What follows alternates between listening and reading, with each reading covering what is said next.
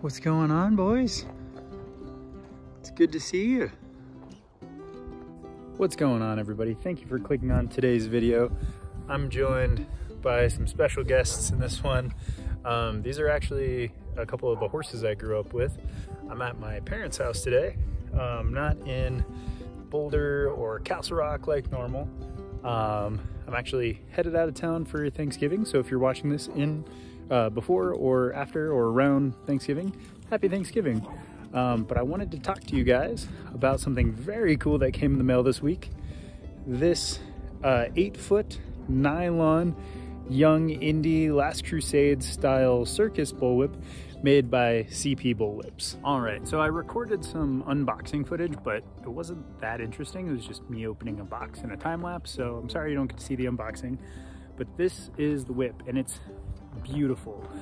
Chayton, or Chayton, I'm not sure how to pronounce your name, buddy, I'm sorry.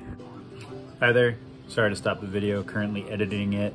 I talked to Chayton, and he confirmed that his name is pronounced Chayton, not Chayton or any other pronunciation, so just wanted to drop that in there.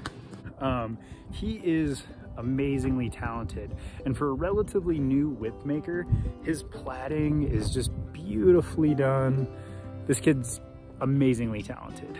I've waited to crack this whip until now. I wanted to do it on camera, so I've been putting it off, but before I crack it, Chayton reached out to me and asked if he would be up for doing a trade, if I make him a hat and he makes me a whip. And normally that's not something I do anymore. I've done it in the past, but for this occasion I thought it was appropriate because he wanted a young Indy hat, like the Sean Patrick Flannery hat, and I wanted a young Indy whip, and I figured this was the perfect occasion. So I did the black nylon paracord with a burgundy handle. A lot of people just do red, which, you know, looks great, but it's a little too bright for me. I wanted a slightly darker color, and this is perfect and looks very similar to what you see in the movie. Again, I got it in 8-foot because that's my favorite length of whips. 10-foot, you know, they're great and they're, you know, big and gnarly, but you know, sometimes you can't do as much tricking with those. And the 6-footers, sometimes they're just a little too whippy, if you pardon the expression. So 8-foot, it's just a good length. It's that happy middle ground. If you're looking into getting into whips or getting your first whip, I usually recommend getting an 8-footer because, again, it's that happy middle ground of you can still do like the big cracks and it looks impressive hanging on a belt, especially for cosplay purposes. But it's not too long to do combinations, and it's not too short to where your timing is really fast. So hopefully I don't spook the horses. They're usually pretty good with bull whips. I grew up out here, so this is where I learned. We'll do a couple of cracks and see how she handles.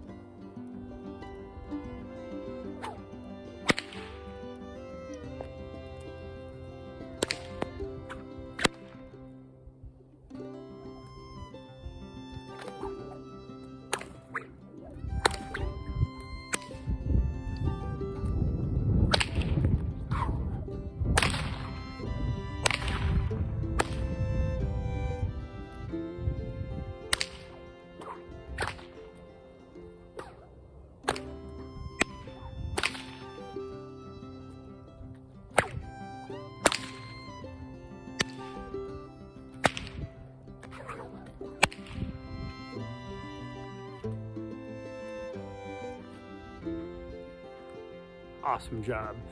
This whip, it's, you know, new, but cracks well, cracks like it's broken in. Oh, you can see the horses going in the background. Outstanding job, buddy. This is really good. I'm super proud to own this, and looking forward to owning it for years to come. If, again, going back to if you're new to whips or looking to get your first whip, nylon is a really great option. Rawhide obviously is accurate to Indiana Jones, but a rawhide whip is pretty expensive. And if you're just starting out and just learning, it's easy to make, you know, some of those rookie mistakes and beat up your whips. A paracord whip like this is, you know, it's not indestructible, but it's very tough. You know, when I do parades as Indiana Jones and I'm, you know, walking around on pavement, I usually opt for a nylon whip simply because I don't want to chew up my rawhide on pavement or even dirt like this. Normally I won't crack a rawhide whip on this type of surface because I don't want it getting into the platting and eventually, you know, working away at the leather. So nylon whips look great, and you know, from a distance sometimes you can't even tell the difference between rawhide and nylon, and this is just perfect. This is exactly what I wanted for my young Indy whip. So again, Chayton, thank you so much, brother. I really enjoy this. I hope you enjoy your hat, yeah, definitely, if you're in the market for a nylon bullwhip, check out CP Bullwhips, and until next time, thanks for watching.